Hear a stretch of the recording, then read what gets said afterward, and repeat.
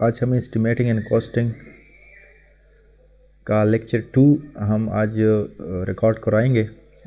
जिस तरह हमने स्टार्ट किया था टाइप्स ऑफ एस्टिमेट में, तो अभी उसको मज़ीद हम कंटिन्यू करेंगे। तो पहले उसमें हमने पढ़ा था, पहले एस्टिमेट में हमने पढ़ा था कि पर जॉब, पर नंबर, पर स्टूडेंट, पर बेड एस्टिमेट हम किस तरह बनाते हैं। तो ये जो इसका अभी दूसरा एग्जांपल हम करेंगे एस्टिमेटिंग एंड कॉस्टिंग का, जिसको हम कहते हैं प्लिंथ एरिया एस्टिमेट। ठीक है, what is plinth area estimate? Plinth area estimate is the type of rough cost estimate. So इसके ऊपर हम बहुत काम करते हैं। ज़्यादातर हम जब PC1 बनाते हैं या इनिशियल जो हम कॉस्ट अप्रूव करवाते हैं किसी डिपार्टमेंट से, तो उस पर हम ये प्लिंथ एरिया एस्टिमेट हम इस्तेमाल करते हैं, और ये this is the type of rough cost estimate. ठीक है, तो इस पर अभी हम मज़ीद एग्जांपल करेंगे। तो इसके लिए प्लिंथ एरिया एस्टिमेट, जिस तरह पहले इसकी डिफिनीशन करते हैं, डिफिनीशन समझते हैं कि इसका what is the definition of plinth area. Plinth area, तो जिस तरह प्लिंथ हम फ्लोर को कहते हैं, फ्लोर लेवल, फ्लोर के ऊपर जो हमारी plinth is the basically floor level. ठीक है, तो फ्लोर लेवल पर जो हम एरिया कैलकुलेट करेंगे किसी बिल्डिंग का, तो उसको हम प्लिंथ एरिया कहेंगे। नॉर्मली इसको लोग कर्व्ड एरिया भी कहते हैं। ठीक है, लेकिन कर्व्ड एरिया में आपके प्रोजेक्शंस वगैरह भी आ जाते हैं, तो कर्व्ड एरिया इसके लिए जो टेक्निकल वर्ड है वो इस्तेमाल नहीं होता, इसके लिए प्लिंथ एरिया इस्तेमाल होता है। तो what is plinth area estimate? ठीक है, तो जिस तरह नाम से आपको जाहिर है कि प्लिंथ लेवल पर किसी बिल्डिंग का एरिया जब आप मालूम करते हैं, तो उसको हम प्लिंथ एरिया कहते हैं।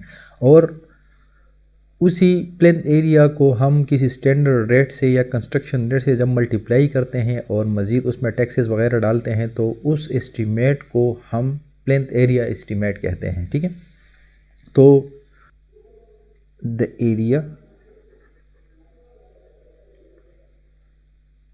Which is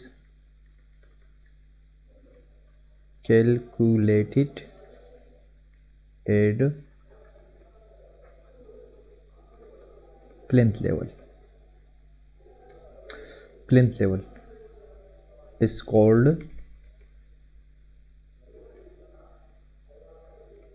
plinth area। अच्छा, अभी जो एरिया हम प्लिंथ लेवल पर, प्लिंथ लेवल यानी फर्श लेवल पर, फ्लोर लेवल के ऊपर जो एरिया हम कैलकुलेट करेंगे, उसको हम क्या कहेंगे? Plinth area. और उसका जो एस्टीमेट होगा, उसको उस बेस पर जो एस्टीमेट बनेगा, उसको हम प्लिंथ एरिया एस्टीमेट कहते हैं। This is actually the type of rough cost estimate. ठीक है, लेकिन इसमें थोड़ा हम ज़्यादा डिटेल में जाते हैं एरिया वाइज। उस पहले वाली एस्टीमेट में आपने देखा होगा, अगर आपने पहली वाली वीडियो देख लें जिसमें एग्जांपल नंबर 1 मैंने कैलकुलेट, तो उसमें पर जॉब के हिसाब से, पर नंबर के हिसाब से एस्टीमेट था, यानी इंडिकेशन आप कॉस्ट हमने निकाली थी पर जॉब, पर बेड, पर हाउस के हिसाब से। लेकिन इसमें थोड़ा हम ड्राइंग को भी फॉलो करेंगे, और ड्राइंग को फॉलो करके उसका एरिया भी इन्वॉल्व करेंगे हम। ठीक है, तो इसमें थोड़ा ज़्यादा डिटेल आ जाता है। ठीक है, तो the area which is calculated at plinth level यानी फ्लोर लेवल के ऊपर। लेकिन इसमें आपने ये जहन में रखना है कि प्लिंथ लेवल के साथ आपने आउट टू आउट डायमेंशन लेना है, आउट टू आउट डायमेंशन लेना है। इसका क्या मतलब है? इसका मतलब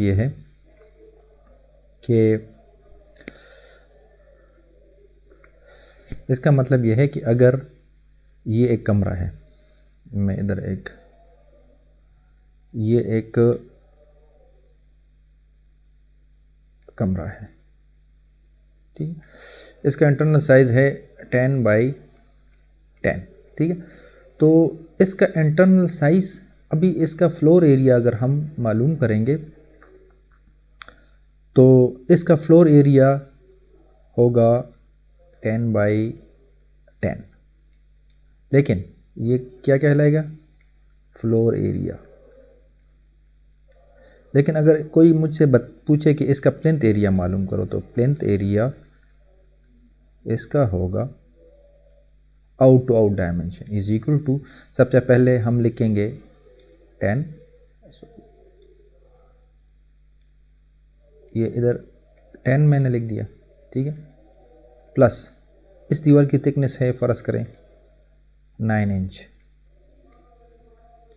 और इस दीवार की भी है 9 इंच थिकनेस। तो ये टोटल डायमेंशन मेरी हो जाएगी 10 + 9 + 9 तो 11 फीट 6 इंच, ठीक है। और इसी तरह भी ये भी हो जाएगा मेरा। इसको कहते हैं जब आप उसके साथ थिकनेस ऑफ वॉल शामिल करेंगे तो ये आपका आउट टू आउट डायमेंशन कहलाएगा, और उसको जब आप मल्टीप्लाई करेंगे 11 foot change multiply by 11 foot change, इससे जो आंसर आएगा वो आपका इस बिल्डिंग के लिए प्लिंथ एरिया कहलाएगा, ठीक है। अच्छा, इसमें एरियाज़ हमारे वैसे एक हमारे पास होता है फ्लोर एरिया, दूसरा हमारा होता है प्लिंथ एरिया, और तीसरा हमारा होता है कारपेट एरिया। ये आपके एमसीक्यूज़ वगैरह एग्ज़ाम में आपकी आ सकते हैं, ठीक है। फ्लोर एरिया हम उसको कहते हैं कि जिसमें आपका नेट एरिया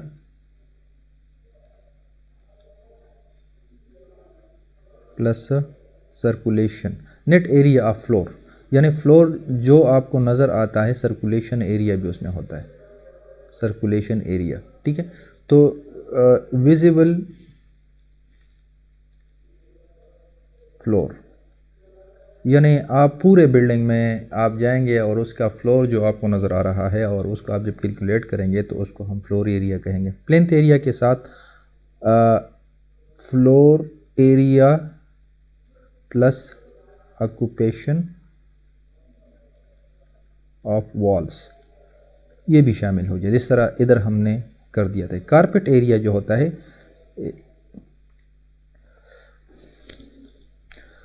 कारपेट एरिया जो हमारा होता है वो इधर मैं आपको देता हूँ, ये हमारा लिवेबल एरिया या यूज़फुल एरिया,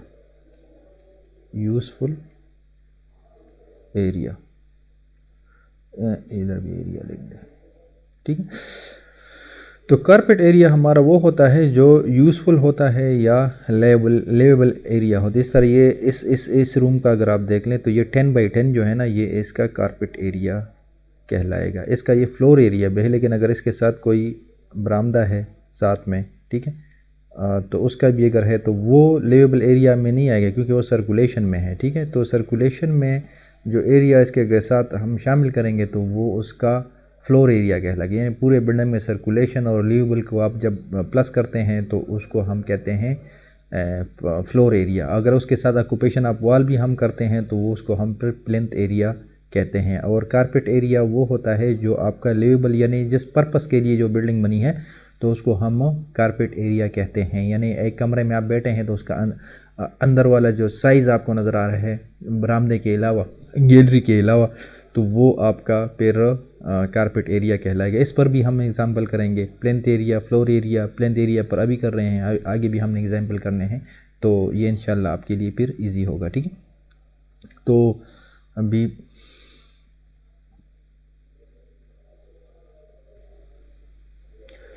तो ये प्लिंथ एरिया ये इसका डिफिनीशन है। This is prepared on the basis of plinth area of the building, the rate being deduct from the cost of similar building having similar specification, height and construction, ठीक है, in the locality.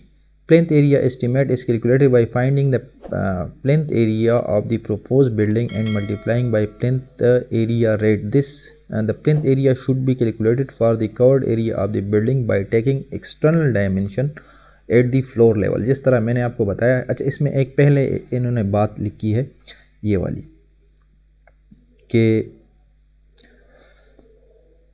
Construction, ये वाली आप देख लें, ये वाली, ठीक है।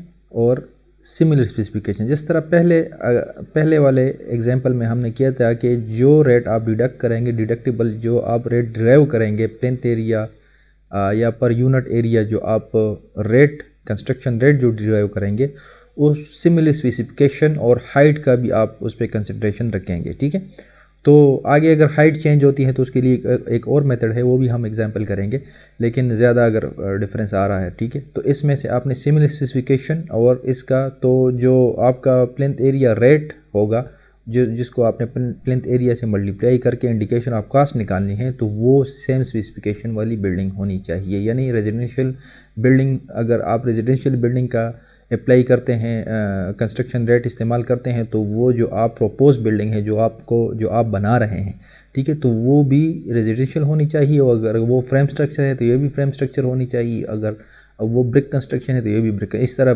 डबल सिंगल स्टोरी और बेयरिंग कैपेसिटी का भी ख्याल, जितना आपको प्रैक्टिकल नॉलेज होगा उतना ही आपका प्लेंथ एरिया एस्टीमेट ठीक बनेगा, ठीक है। अच्छा, इसमें फिर वही बात जो मैंने आपको बताई कि टेकिंग एक्सटर्नल डायमेंशन, ठीक है, ये वाला एट फ्लोर लेवल के ऊपर जो आप डायमेंशन लेंगे, एक्सटर्नल डायमेंशन किसी भी बिल्डिंग का, तो वो आपका वो होगा। अच्छा, इसमें शामिल क्या नहीं करना, आपने कोर्टयार्ड का एरिया शामिल नहीं करना, ठीक है, कोर्टयार्ड का, या ओपन टू स्काई अगर कोई है तो वो आपने इसमें इस्तेमाल नहीं करना, ठीक है। तो ये आप डिडक्ट करेंगे, अगर एरिया में आता है तो वो आप डिडक्ट करेंगे, ठीक है। अच्छा, इसके बाद इसमें बिल्डिंग का तो आपने कर दिया, लेकिन इसके लिए फिर आपको मज़ीद एक्सटर्नल इलेक्ट्रिक की भी ज़रूरत, internal electric, internal water supply, internal सुई गैस, ठीक है। तो उसके लिए भी एस्टीमेट आपको कोई रफ़ गैस एस्टीमेट आपको डालना पड़ेगा। तो उसके लिए जो मैंने जो रेफरेंस लिया है BN दत्ता की बुक से,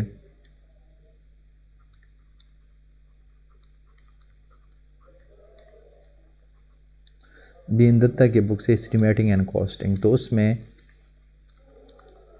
एस्टीमेटिंग एंड कॉस्टिंग देखिए, for sanitary and water supply eight the rate 8% of the estimated cost of the building, ठीक है। एस्टिमेटेड कॉस्ट जो पूरे बिल्डिंग की कॉस्ट होगी, ठीक है। दूसरा आपका for electrification eight the rate of 8% of the estimated cost of the building, ठीक है। अच्छा, ये जब आप टोटल कॉस्ट निकालेंगे तो उसका 8% का आपको ये चीज़ें इसमें ऐड करनी पड़ेगी, क्योंकि इसमें पहले भी हमने पढ़ा था कि हर एवरी इम्पोर्टेड आइटम का एस्टीमेट आपने आइसोलेट करना है, ठीक है, और उसको शो करना है। अच्छा, इलेक्ट्रिक फैंस, अच्छा ये अभी आप कहेंगे कि इलेक्ट्रिफिकेशन, तो ये आपकी नॉर्मल जर्नल वायरिंग हो गई, वायरिंग टाइप आपके जो पियानो स्विचेस हो गए हैं या पावर प्लग्स हो गए हैं इस तरह, और लाइट पॉइंट, फैन पॉइंट्स हो गए हैं, ठीक है आपके। तो इसी में ये जो आपका है ये वाला, इसी की बात अगर मैं करूं तो आपके ये फैन पॉइंट्स, जिस तरह आपको एक फैन के लिए पॉइंट हम लगाते हैं, लाइट पॉइंट्स,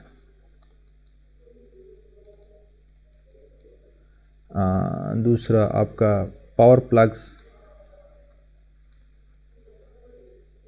एंड स्विचेस, ये सारी चीज़ें इसी में इंक्लूड है इलेक्ट्रिफिकेशन, ठीक है।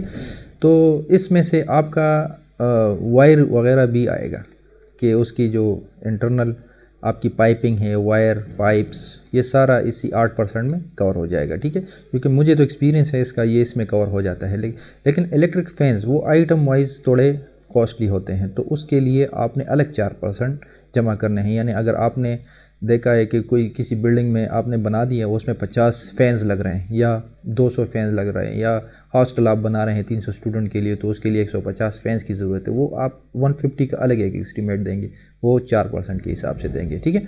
अच्छा, उसके बाद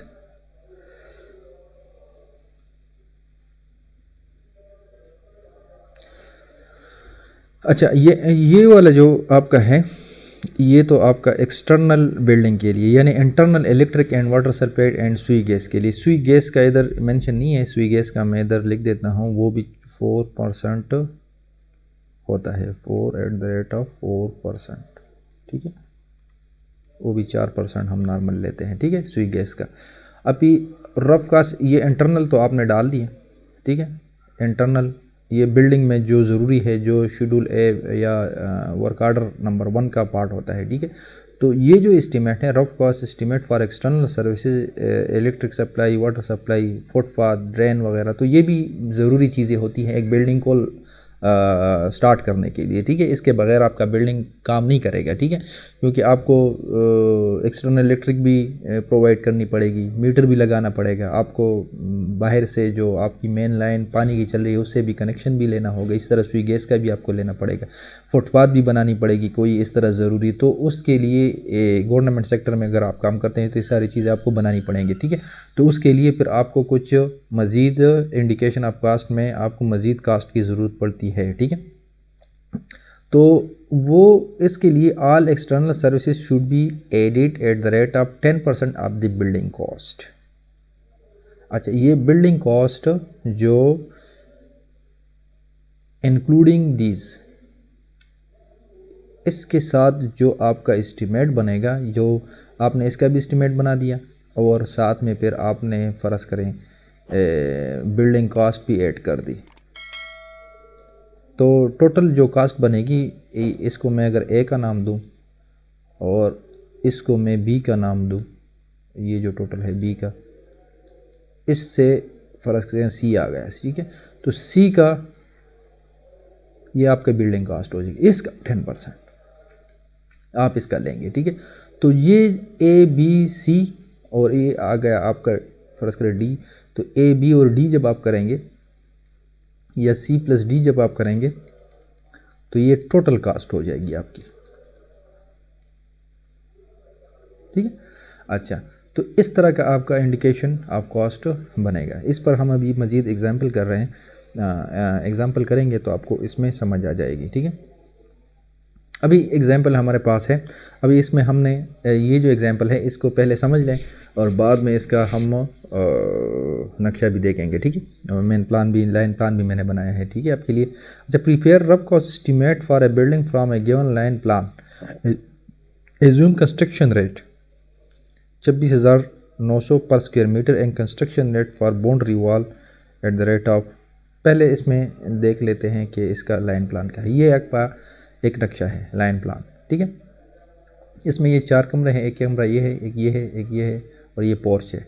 ये डाइनिंग है आपका सर्कुलर शेप में, ठीक है, फिर बरामदा है और ये बाउंड्री वॉल है आपका, ठीक है। तो इसका अभी हमने प्लेन्थ एरिया के हिसाब से इंडिकेशन ऑफ कास्ट देनी है, जिसमें ये आपका शामिल है, ठीक है। तो इन्होंने कहा कि prepare rough cost estimate for a building from given line plan, assume construction rate 26,900 per square metre, ठीक है। तो 26,900 per square metre construction rate drive करना, ये इस पर भी हम एग्जांपल करेंगे, लेकिन आपको जर्नल मैंने आपको बता दिया था कि ये जो कंस्ट्रक्शन रेट होता है ये हम सेम स्पेसिफिकेशन की, सेम स्पेक्स की कोई बिल्डिंग है उसकी कॉस्ट को हम डिवाइड करते हैं उसी बिल्डिंग के एरिया के ऊपर, ठीक है। तो जो कास्ट आएगी वो हमारी कंस्ट्रक्शन रेट कहलाता है, बस इतना जहन में रख लें, ठीक है। तो और ये एरिया कौन सा होगा, प्लेन्थ एरिया होगा, ठीक है। और कास्ट आपकी होगी, ठीक है। तो ये कास्ट, उस पर जो कास्ट आया है स्टैंडर्ड कास्ट जो है उसका, तो उसका हम कंस्ट्रक्शन रेट होगा, ठीक है। तो वो हमने एक इसी तरह की बिल्डिंग पहले अगर हमने बनाई है तो उसका हमने जब कैलकुलेट किया तो वो हमारे पास आई है 26,900 per square metre and construction rate for boundary wall. तो इसमें बाउंड्री वॉल भी शामिल है, इधर से लेके इधर तक, ठीक है। ये एक पार्ट है, ये भी है, ये भी है, ठीक है। तो ये दो, ये हमारा इस तरह यू शेप में हमारा बन रहा है बाउंड्री वॉल। तो उसका कहते हैं कि इसका आप एस्टिमेट करो, उसका रेट भी दे दिया है कंस्ट्रक्शन रेट, क्योंकि हम डिटेल एस्टिमेट नहीं बना रहे, ठीक है। हम तो जस्ट ये बना रहे हैं कि इंडिकेशन ऑफ कास्ट ने कि इस पर कास्ट कितनी आएगी, and cost of water supply, electric supply and Sui gas should be included at reasonable rate, ठीक है, वो हम डिसाइड करेंगे बाद में, हमने रीजनेबल रेट पे हिसाब से क्या देना है, ठीक है। और 5% contingency also should be include on the total cost of this estimate. तो कंटिजेंसी इत्तेफाकी अखराजात, आपका अनफोर्सिन कोई आपकी खर्चा है या कॉस्ट है, आपका एक्सपेंस होना है, तो वो उसके लिए आपने क्या रखने हैं, कंटिजेंसी के पैसे एक्स्ट्रा आपको मंगवाने पड़ते हैं। जिस तरह बेयरिंग कैपेसिटी का टेस्ट हो गया, अनफोर्सिन में बेयरिंग कैपेसिटी आपने अगर करवानी है, या कोई डिज़ाइन के चार्जेस देने हैं, या किसी इसकी टेंडर आपने वो देनी है, एडवर्टाइजमेंट अखबार में एडवर्टाइजमेंट, ठीक है, वो आपने देनी है, तो वो सारे किससे होते हैं, कंटिजेंसी चार्जेस से हम बुक करवाते हैं, ठीक है। तो अभी चलते हैं इसकी सॉल्यूशन की तरफ। नक्शा वही है। सॉल्यूशन में आइटम नंबर 1, अभी आइटम नंबर 1 में cost of building plinth area of room and porch, ठीक है। तो अभी इसको हमने 2 हिस्सों में डिवाइड करना है। एक कॉस्ट ऑफ बिल्डिंग हमने अलग मालूम करनी है, और एवरी इम्पोर्टेड आइटम हमने कैलकुलेट करना है, ठीक है। तो इसमें 4-5 आइटम बन जाते हैं। एक बिल्डिंग की कास्ट, दूसरा बाउंड्री वॉल की cost, electric supply, water supply और कंटिजेंसी वगैरह, ये सारे मिला के तो हम इसकी इंडिकेशन ऑफ कास्ट बनाएंगे। तो अभी इसमें मैंने आपको बताया था कि प्लिंथ एरिया एस्टीमेट बनाने के लिए आपको आउट टू आउट डायमेंशन लेना भाई, यानी आउट टू आउट डायमेंशन। अभी आउट टू आउट डायमेंशन इस बिल्डिंग का एक ये बनेगा, एक ये बनेगा, इधर से लेके इधर तक जो डायमेंशन होगा, ठीक है, और ये एक ये बनेगा,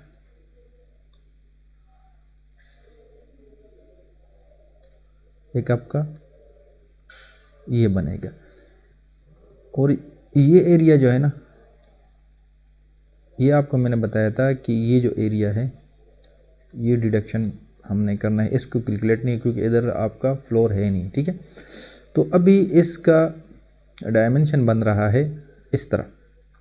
अच्छा, अभी हमने इसको डिवीज़न करना है, क्योंकि ये सिमेट्री नहीं है, ये अलग जा रहा है, ये थोड़ा एक्सटेंडेड है और ये थोड़ा सर्कुलर शेप भी है और ये थोड़ा कम है। तो इसको हमने इधर से लेके इधर तक अलग कैलकुलेट करना है, ठीक है। ये पोर्शन, ये वाला इधर तक, ये हमने अलग कैलकुलेट करना है इसका एरिया। ये आप पर है कि आप किस तरह एरिया बस ठीक आना चाहिए आपका, ठीक है। 2 पोर्शन, एक पोर्शन आपका ये हो जाएगा,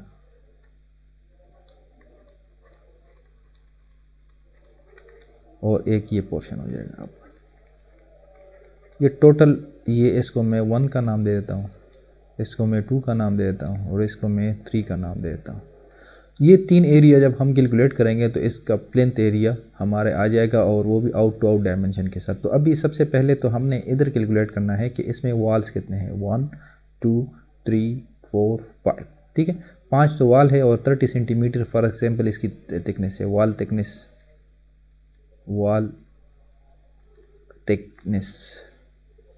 इज इक्वल टू 30 सेंटीमीटर, ठीक है। तो 30 सेंटीमीटर इसको हम करेंगे 30 सेंटीमीटर मल्टीप्लाई बाई 1 2 3 4 5, ठीक है।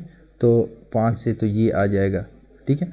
और साथ में फिर लेटरल डायमेंशन हमारी 4 है, ठीक है, एक्स एक्सिस पर 4 4 4 और 3, तो 4 4 4 4 3 12 और जमा 3 15 मीटर ये हो गए। तो 15 मीटर जमा ये करेंगे 15 मीटर, इसको टोटल करेंगे तो ये हमारा बन जाएगा 16.5 मीटर, ठीक है। तो ये जो डायमेंशन आउट टू आउट हमारा आ गया इंक्लूडिंग ऑक्यूपेशन ऑफ वॉल, तो 16.5 मीटर, ठीक है, 16.5 मीटर, ठीक है। तो ये इधर मैंने लिख दिया, इधर देखिए, ठीक है। इस तरह ये आ गया, इधर से लेके इधर तक अगर आप कैलकुलेट करें, इधर से लेके इधर तक आप कैलकुलेट करें तो ये आपका 3 मीटर आ गया, तो 3.6 metre including thickness of wall. ठीक है, तो ये आपका ये आ गया। अच्छा, उसके बाद आपका इधर मैंने सामने लिख दिया रूम्स, ये मैंने लिख दिया रूम्स एंड पोर्च, क्योंकि पोर्च भी उसमें आ गया, रूम भी आ गया। इसके बाद आपका 13.2 मीटर। अभी इधर से लेके अभी ये इसको मैं सामने लिख देता हूँ,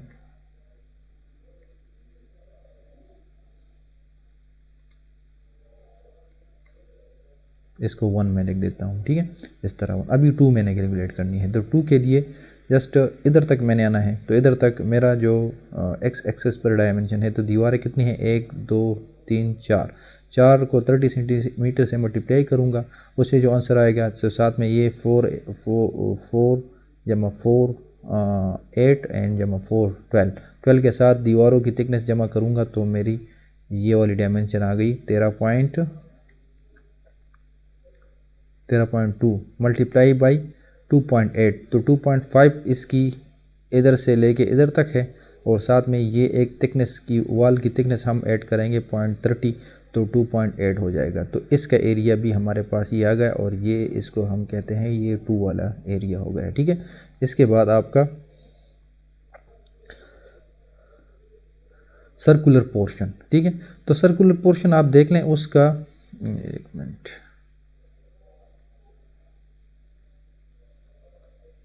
सर्कुलर पोर्शन अगर आप देख लें तो उसमें ये फ़र्ज़ करें हमारा 1 था, ये एरिया, ये 2 और ये 3, तो उसका इंटरनल जो आपका रेडियस है वो है 2 मीटर। तो 2 मीटर आपको पता है कि सर्कल का एरिया हम क्या कहते हैं, पाई आर स्क्वायर। ठीक है, तो पाई आर स्क्वायर, क्योंकि सर्कल तो पूरा नहीं है, हाफ सर्कल है, तो उसको हम 2 से डिवाइड करेंगे, तो पाई आर को हमने 2.30 क्यों लिया है, क्योंकि वॉल थिकनेस ऑफ वॉल हमने इसमें ऐड कर दिया, तो उसका एरिया आ गया ये वाला। ठीक है, तो इसको टोटल करेंगे तो 104 स्क्वायर मीटर इसका टोटल एरिया आ गया। बस जस्ट इसको अभी कंस्ट्रक्शन रेट से मल्टीप्लाई करना है, तो आपकी इंडिकेशन ऑफ कास्ट आ जाएगी। तो कंस्ट्रक्शन रेट हमारा क्या था, ये हमें गिवन था। ठीक है, तो उसको हमने मल्टीप्लाई किया तो 28,15,534 रुपये इसकी बिल्डिंग की कास्ट आ गई। ठीक है, अभी इसके बाद बाउंड्री वॉल की cost, item number 2, construction of boundary wall. तो बाउंड्री वॉल की सबसे पहले आप लेंथ मालूम करें, टोटल लेंथ। ठीक है, सबसे पहले आप ये 1 दूसरी दीवार और ये तीसरी दीवार, ठीक है, इन सब को हम जमा करेंगे तो टोटल लेंथ इसकी आ जाएगी। ठीक है, तो इसके लिए आप देख लें लेंथ 9.8 मीटर, तो ये पहले इस 9.8 को जमा किया, 9.38 को, फिर उसके बाद ये वाला 14.94 और उसके बाद फिर 6.88 ये वाला, ये तीनों जमा करके तो 31 मीटर इसकी टोटल लेंथ आ गई। अच्छा, construction rate which is already given.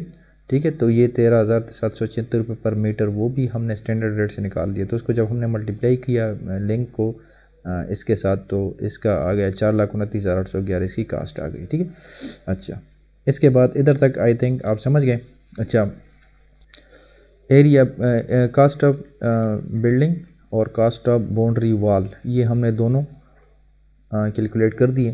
ठीक है, तो अभी इसके लिए आइटम नंबर 3 इम्पोर्टेंट ये है कि कास्ट ऑफ वाटर सप्लाई, और वो हमें क्वेश्चन में बताया गया कि एज्यूम करें, तो हमने पहले पढ़ा था कि वाटर सप्लाई की कास्ट और रफ कॉस्ट एस्टीमेट हम 8% ऑफ बिल्डिंग कास्ट लेते हैं। ठीक है, तो आइटम नंबर 1 का लेना है। आइटम नंबर 1 क्या था, वो इसका एस्टीमेट था इस बिल्डिंग का। ठीक है, और आइटम नंबर 2 ये बाउंड्री वॉल था पूरा, इसको हमने टोटल करके इसकी कास्ट निकाली थी, तो ये आइटम नंबर 1 बन गया था और ये आइटम नंबर 2 था। ठीक है, तो चूँकि वाटर सप्लाई का काम इसी बिल्डिंग में होगा, बाउंड्री वॉल के साथ तो नहीं होगा ना, तो इंटरनल वाटर सप्लाई की पाइप शाइप ये तो बिल्डिंग में लगेंगे, तो इसी के अगेंस्ट ही इसकी कास्ट निकाली जाएगी। ठीक है, तो इसमें से आप जस्ट उसके अगेंस्ट जो आपने कास्ट निकाली थी उसको आपने इधर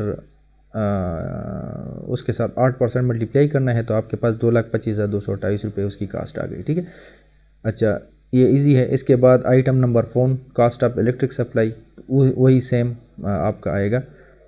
इसमें से आपने वही पैसे बिल्डिंग की कास्ट जो उसी के अगेंस्ट आइटम नंबर 1 के बने उसकी वो भी 2,25,228 रुपये आ जाएगी, ठीक है। इसके बाद आपकी जो इम्पोर्टेड आइटम है वो है कास्ट ऑफ सुई गैस, ठीक है। तो उसके लिए फिर 4% हमने इसके साथ आइटम नंबर 1, क्योंकि मैंने आपको लिखवाया था, तो 4% अगर हम लेते हैं तो नॉर्मल उसका आ जाता है 1,12,614, ठीक है। उसके बाद आपका कास्ट ऑफ कंटिजेंसी, ये भी हमें मेंशन था कि 5% आपने लेना है, तो वो अभी कंटिजेंसी आइटम आपने आइटम नंबर 1 और 2 दोनों को इकट्ठा करके प्लस करके आपने लेना है। उसकी वजह यह है कि ये कंटिजेंसी चार्जेस इसमें भी लग सकते हैं, इसमें भी लग सकते हैं, क्योंकि अभी टोटल कास्ट के ऊपर की, क्योंकि इलेक्ट्रिक वाटर सप्लाई और सुई गैस का हम इसके अगेंस्ट कर रहे थे, इस आइटम नंबर 1 के अगेंस्ट कर रहे थे। लेकिन जब कंटिजेंसी की बात आएगी तो वो टोटल कास्ट के ऊपर आप कंटिजेंसी लेंगे, तो उनको दोनों को जमा, आइटम नंबर 1 ये 1 है, तो ये आइटम नंबर 1 है और ये 2 है, ये बिल्डिंग कास्ट है और ये आपकी बाउंड्री वॉल की कास्ट है। उसको जमा करके 5% जब हम करेंगे तो 1,62,528 टोटल आ जाएगा, ठीक है। अभी इसके बाद grand total, grand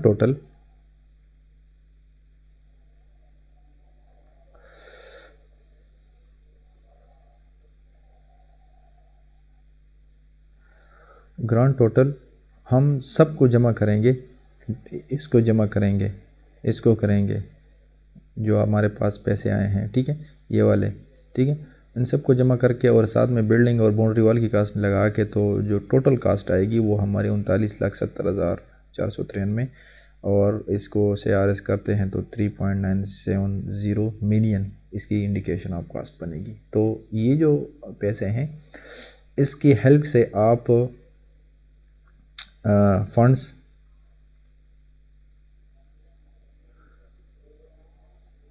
funds verification भी कर सकते हैं कि फ़ंड्स कितने आने हैं आपके पास, ठीक है। एडवर्टाइजमेंट अगर आपने देनी है न्यूज़पेपर में, ये आप इसी का देंगे।